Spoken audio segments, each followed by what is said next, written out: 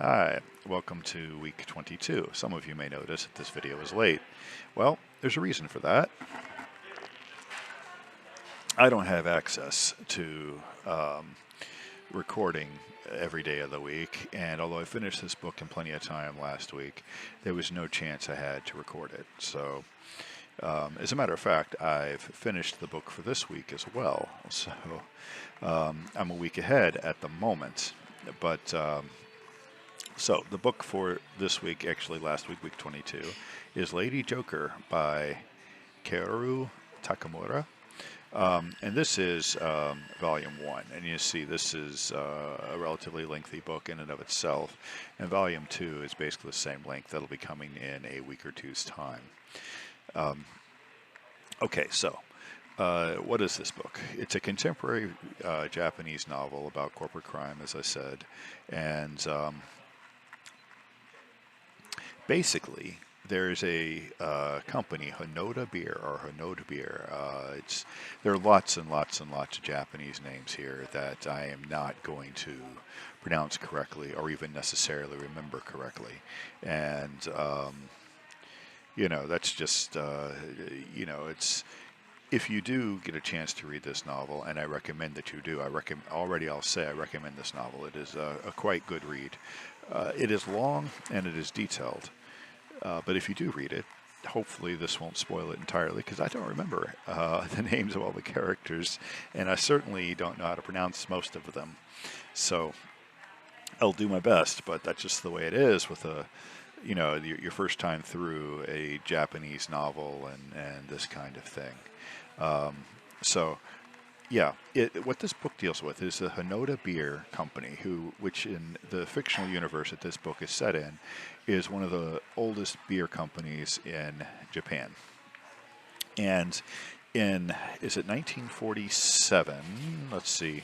I'm going to check the date here. Yes, in 1947, okay, they supposedly get a letter.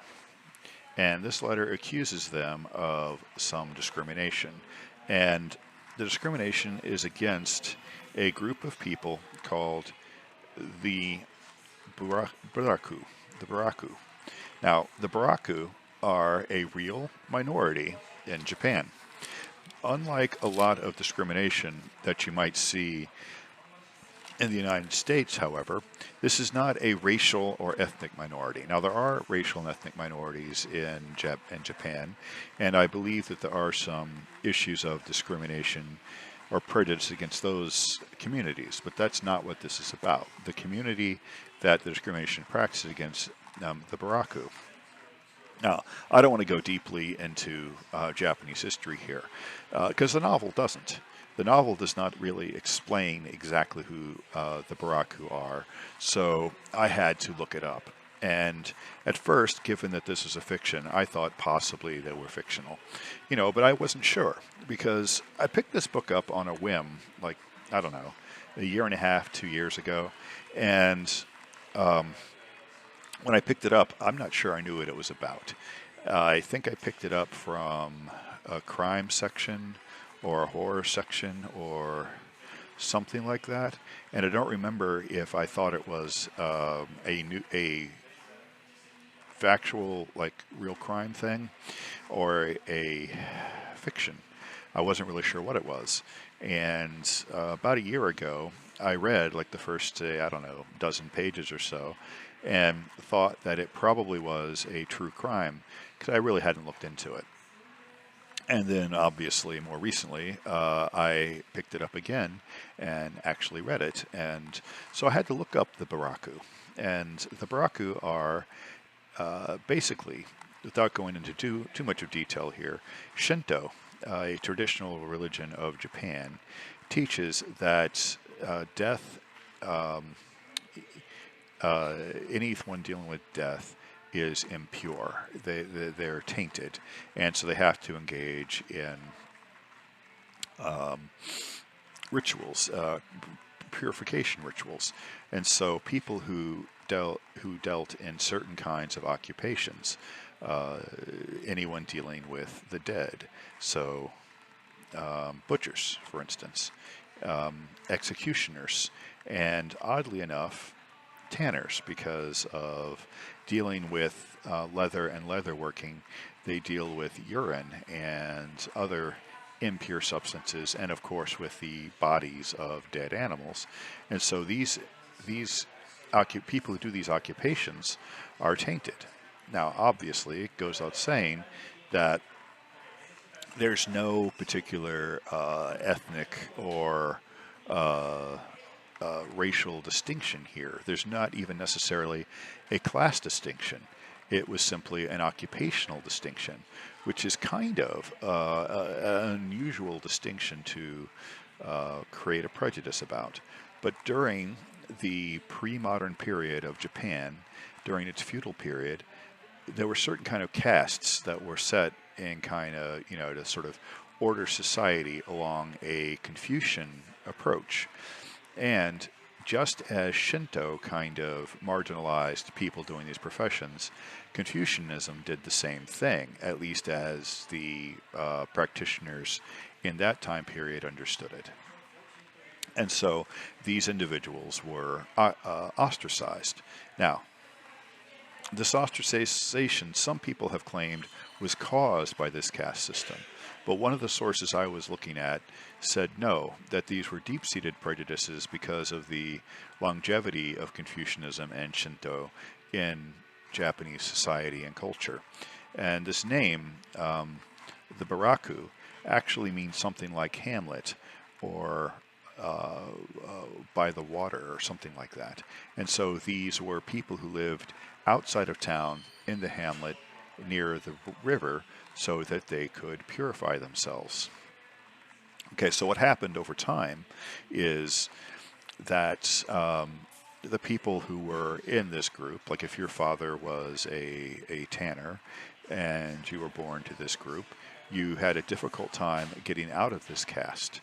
And so you might be a tanner as well, which meant that over time these professions were dominated and actually exclusively by this group because, since they were ostracized, nobody else wanted to do these things because it would not benefit them socially to do so.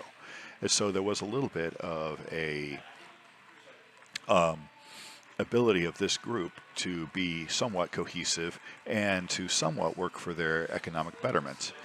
But in modern Japan, where they tried to fight against this prejudice, what happened is these things were declared not ritually impure, and so anyone could go into them. And so now the basic livelihood of the baraku, the historical sources of income, were taken from them and dominated by mainstream Japan, or mainstream Japanese. And so now there's actually quite a bit of poverty in the baraku community. They've always been associated with poverty, with disease, and with impurity. But this has ironically increased as the government has tried to fight against it. However, prejudice against these people has also declined in various ways, but it's still there, but it's illegal. So, enter the novel. In 1947, this Hanoto beer gets this letter accusing it of this kind of discrimination in hiring practices, because this is what would happen.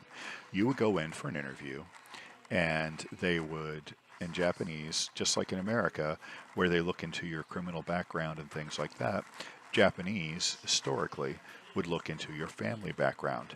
And when they looked into your family background and they find out that you were baraku before it was illegal to do so, they would oftentimes just simply not hire you.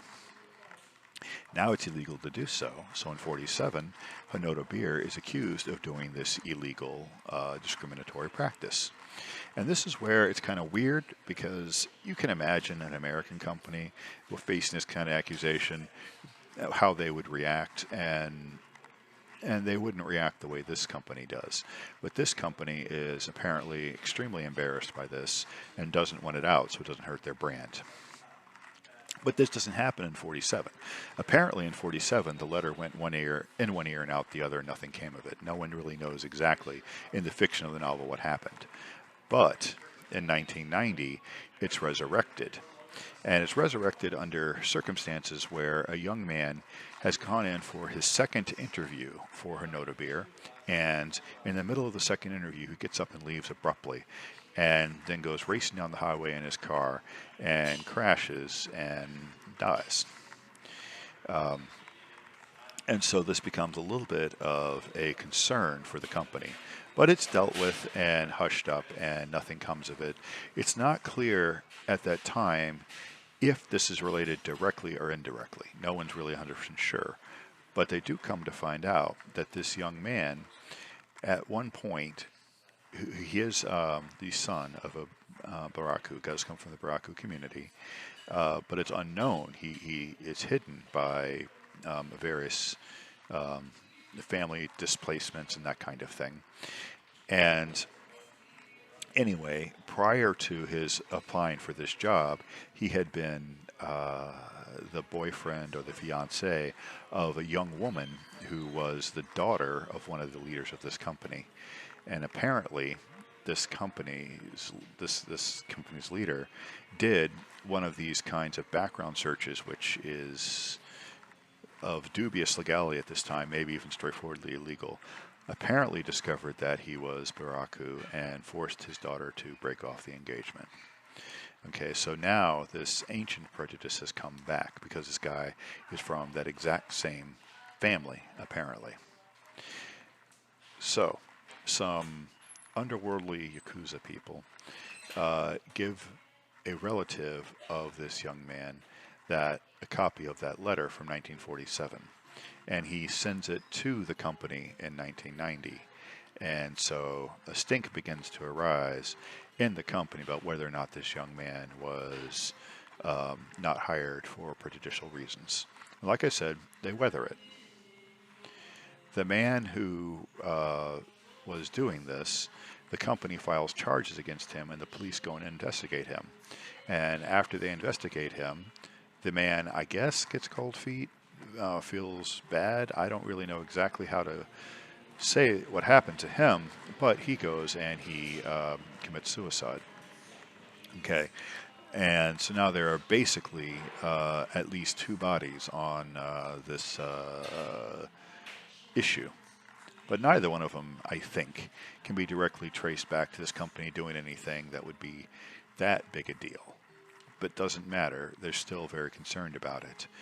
But as I said, the 1990 thing after this guy dies, the whole thing kind of drops. They drop the suit against the guy, obviously, and everything goes away. In 94, it comes back. Another relative of those people decides that he wants his revenge on the Hanoda beer company. And his approach is he gets some of his buddies together and they kidnap the CEO of Hanoda and hold him for 48, 52 hours or something and release him. But in that time, without revealing anything about themselves, they're very, very, very stealthy and very secret, and we get lots and lots of detail about that. They tell this guy basically that they want 2 billion yen, which not sure how that translates into American money, but it's in the millions. It's not an insubstantial sum. And the reason why they want this money is then they're going to expose this thing that happened in 1990 with one of his underlings who is also related to him. It's a relative of his. And rather than holding him hostage, which they did for a little while, they're going to hold the beer hostage. And what they mean by that is not made explicitly clear, but the company assumes it means that they're going to poison or at least spread rumors that the beer is poisoned and that way sabotage their sales. So that's basically what's going on here. The first half of this first part gives you basically all you want to know about the criminals who do this. They're not criminals, they're just regular old people who decide that they want a payday. And then the second half deals with the police and the reporters who are trying to do an investigation, and with the company who is trying to avoid being scrutinized too much. So it's definitely worth reading, but it is a lot of detail, and there are a lot of names. So I'd recommend it, but with some degree of caution. I will point out that it is based on a true story, although the true story seems to have been a little bit simpler than what we're getting here. This is a very complex, involved story and heavily fictionalized account, but it is based on a true story. All right, so stay tuned for part 2 at some point. But next week I'll be doing, well, this week I'll be doing another one of those Barnes and Noble books that I got for $5, and then next week I'm going to do Thomas Pynchon's V, which I've read several times. It's a reread, and I'll explain why I'm doing this as opposed to a new book. All right, so see you later.